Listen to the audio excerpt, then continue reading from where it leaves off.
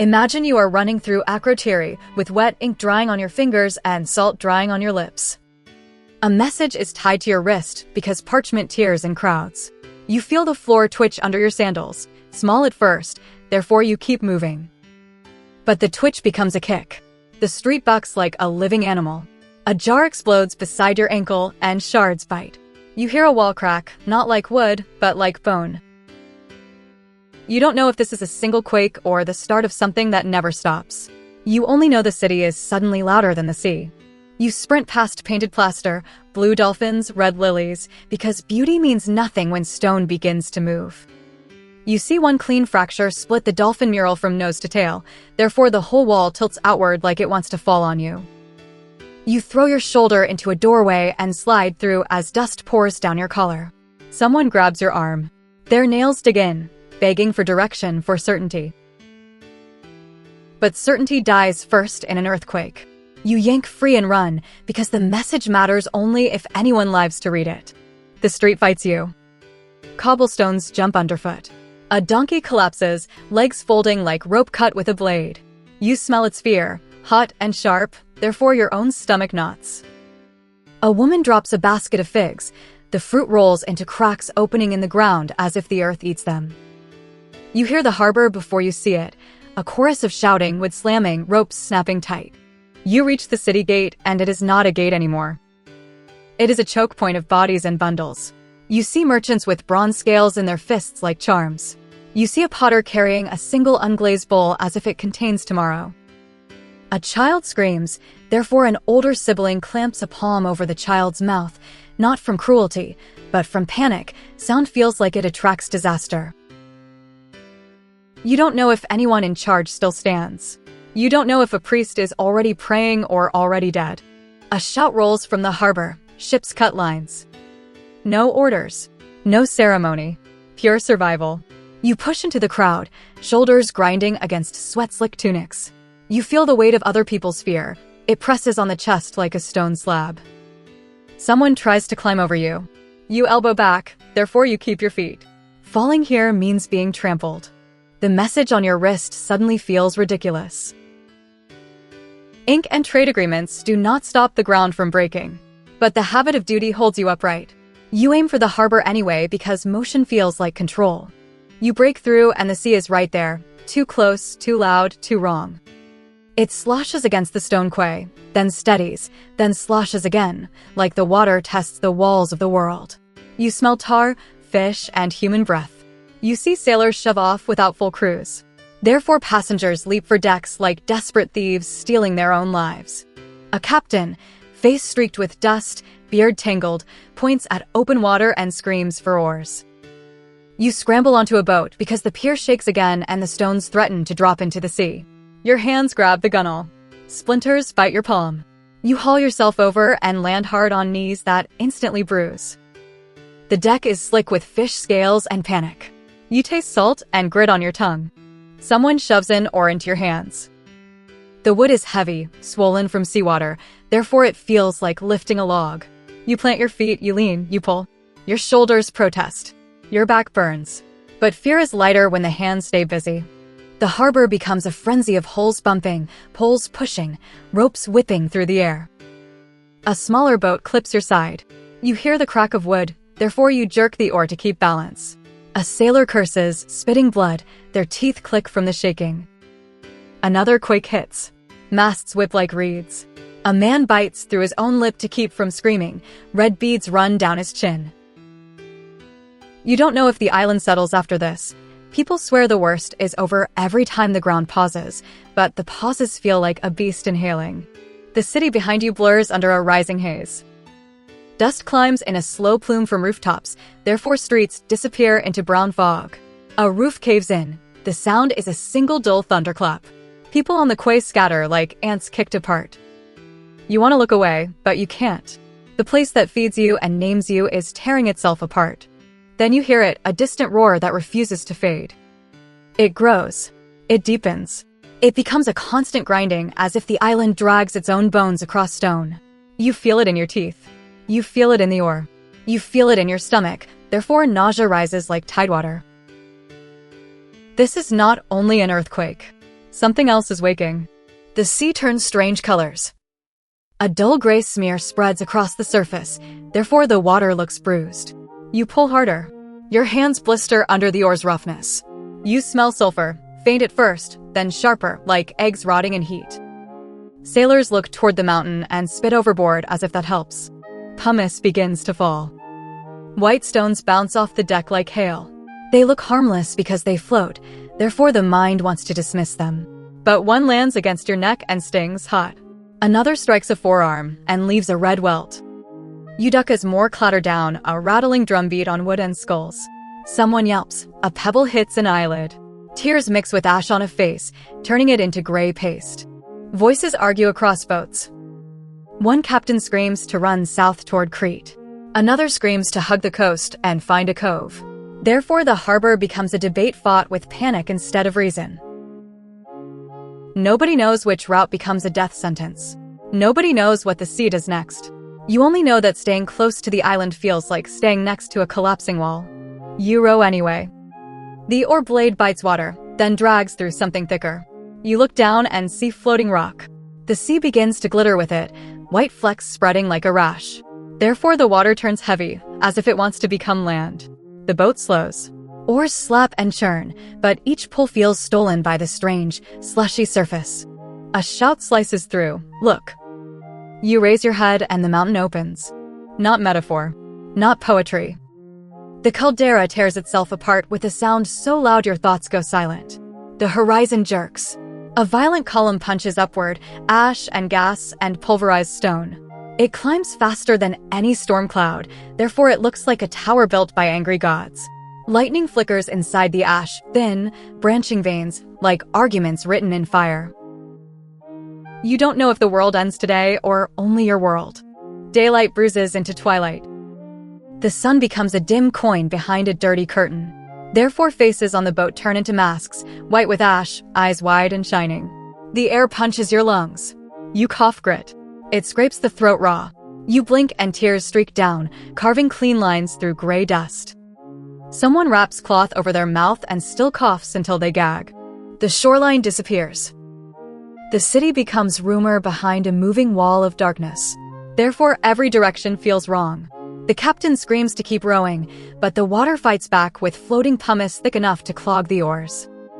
A sailor uses a pole to shove chunks away from the hull, splashing slurry onto bare arms that sting from heat. The roar continues. It is constant, relentless, like the island grinds itself into powder. Therefore, conversation dies. Shouts become short commands. Pray becomes a hissed word, not a ceremony. Then the sea pulls back. It moves fast. Too fast. The boat drops as if a giant hand yanks the water away. Therefore, stomachs lurch. People stumble. You grab the gunwale to avoid falling. The harbor bottom appears, mud flats, rocks, tangled seaweed. Fish flop in the open air, mouths working uselessly. Anchors lie exposed like broken teeth. Boats tilt into mud like dead birds. Oars hit bottom and stop with a jolt that slams your shoulders. A scream rises from every throat at once because the mind understands one thing. The sea does not leave unless it plans to return with violence. But you don't know the timing. You don't know the size. You don't know if this is the only wave. You have one choice and no time. Jump into sucking mud and run for higher ground on an island that is exploding, therefore maybe outrun water but not ash. Or stay and pray the sea forgets you, therefore bet everything on wood and luck. You stay. Not because bravery lives here, but because legs refuse to obey. Because the boat is the only high ground left. Because the captain screams to cut free, hacking at rope with a bronze blade until fibers snap. Someone tries to jump anyway, hits mud, and sinks to the knees instantly. They flail. Mud grips like hands. Another person grabs their wrist, therefore both teeter on the edge of going under. The horizon changes shape. The wave returns. Not a wave, a cliff advancing. The line of it grows higher as it comes, dark with debris. Therefore the mind refuses the sight, but the eyes cannot stop. The sound arrives first, a deep, growing thunder that swallows the roar of the eruption. The captain screams words nobody hears. Impact. The water hits with the sound of the world breaking. The boat lifts, spins, and slams. With splinters. You feel the jolt in teeth and spine. Therefore breath leaves the body in a grunt. People vanish mid-scream. One moment fingers clutch the rail, the next moment only churning foam remains. You cling to a rope that burns your palms. Fibers shred skin. Blood mixes with salt water, therefore the grip becomes slick and dangerous. The boat rolls. Your head dips under. Water floods ears. Everything becomes muffled chaos. You surface coughing, gulping air that tastes like ash. Someone's elbow smashes your cheek. Therefore stars burst behind your eyes. A plank slams your ribs. You wrap an arm around it without thinking. Another wavelet follows, smaller but vicious, flipping bodies like dolls. In the chaos, you glimpse Thera. Where a city stands minutes ago, a boiling storm of ash and fire now rages. Therefore, the idea of home becomes impossible. Roofs are not roofs, they are shapes swallowed by gray. The mountain's column spreads into an anvil of darkness.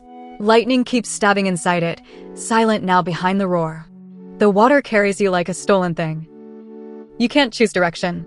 Therefore, survival becomes a single task. Keep the mouth above the surface. Your throat burns from salt. Your arms cramp.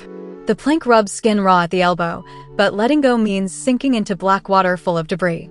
Time breaks into fragments. A body bumps past, face down, hair floating like weed, therefore the stomach twists with grief that has no time to bloom.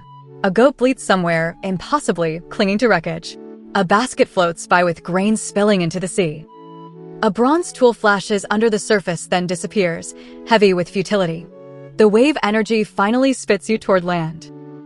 Something hard scrapes your hip. Therefore pain flares. You claw at stones. Fingers slip on algae and slime. You heave forward and collapse half in water, half on shore, coughing until the lungs feel inside out. You lie there shaking. The world sounds wrong. No birds, only distant thunder and close human sobbing. Therefore silence feels like a new kind of terror. You roll onto your side and vomit seawater and ash. Your lips crack. Your tongue feels like clay. You look up and nothing matches memory. The coastline is rewritten. Therefore the mind struggles to name the place. Boats lie in fields like beached whales. Dead fish glitter among olive roots. Ash coats everything in a thin layer that turns every footprint into a bruise on white skin. Survivors crawl from wreckage like people climbing out of a burned book. A man drags a woman by the wrists. Her legs don't move right. Therefore he grunts with effort, eyes wild, refusing to stop. A child sits alone, staring at hands coated in gray. Therefore someone else wraps them in a cloak that smells of wet wool and fear. No one has the whole story. Everyone has a piece. Therefore the air fills with fragments.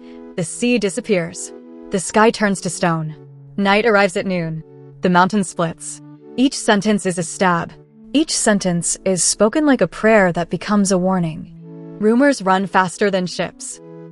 Ports are destroyed. Fleets go missing. Storehouses flood with salt. Therefore hunger becomes a shape everyone can see coming. Someone claims waves hit other shores too.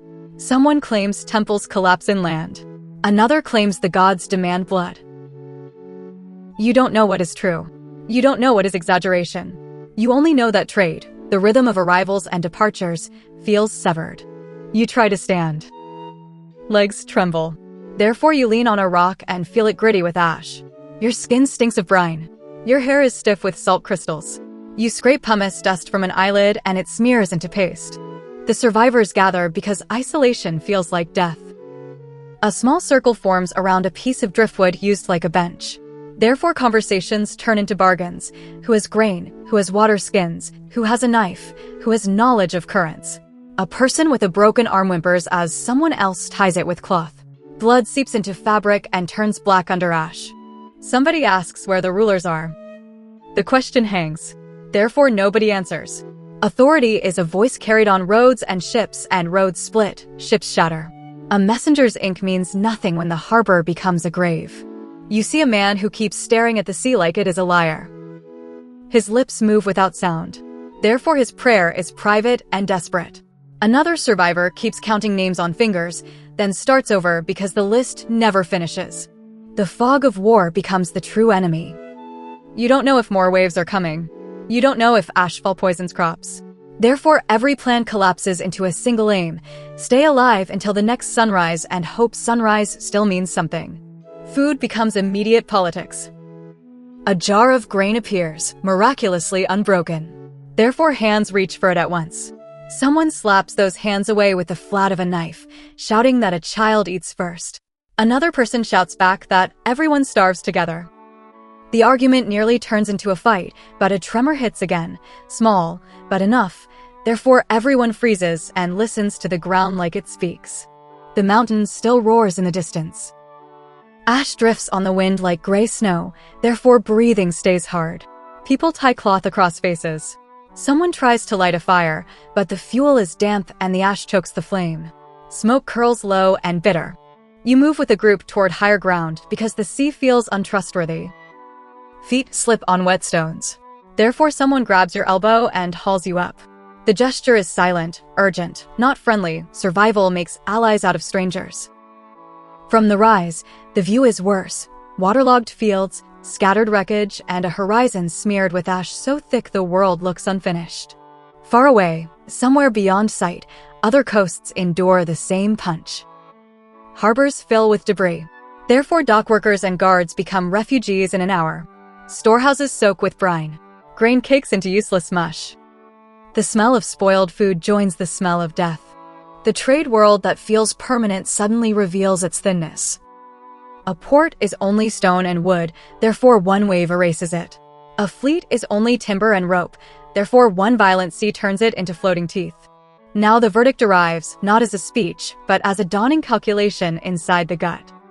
This is how a power vanishes without an invading army. Logistics breaks first. Therefore ships disappear, harbors shatter, and the flow of goods becomes a trickle. Without shipments, granaries empty. Without routine, authority decays. Without authority, small conflicts flare into sharp violence. The strongest walls mean nothing when the supply line is the ocean and the ocean turns against you.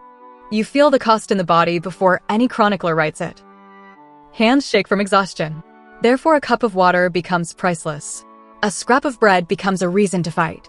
A rumor becomes more powerful than a commander because nobody trusts anything else. But there is also the human cost that numbers cannot hold. Names disappear. Therefore silence grows between survivors where laughter used to live. A child asks for a parent and gets only staring. A spouse searches the shoreline until knees bleed and eyes go dull. Grief doesn't arrive as a ceremony. It arrives as hunger that never leaves. Now the mirror turns toward the present day, and the reflection is uncomfortable. Your world runs on ports, shipping lanes, containers stacked like cliffs, and schedules that pretend nature signs contracts. Therefore, normal feels permanent, until one shock event snaps the chain. A single rupture in the wrong place turns the shelves empty, turns certainty into rumor, turns comfort into negotiation. In January, a calendar tells you the year is a clean slate. Therefore, the mind believes control is real. But Thera teaches the darker lesson. The slate can be wiped clean for you, without permission, without warning, without an enemy carrying a sword. The legacy question sits in your hands like that burning rope on the boat. When the ground betrays certainty, when the system that feeds you collapses in an hour, therefore what kind of person does survival reveal? The one who hoards, the one who shares, or the one who decides who counts as one of us? You don't know the answer until the wave is already on the horizon. If the next case file is worth opening, how survivors rebuild when the sea rewrites the map, subscribe to Archives of Humanity.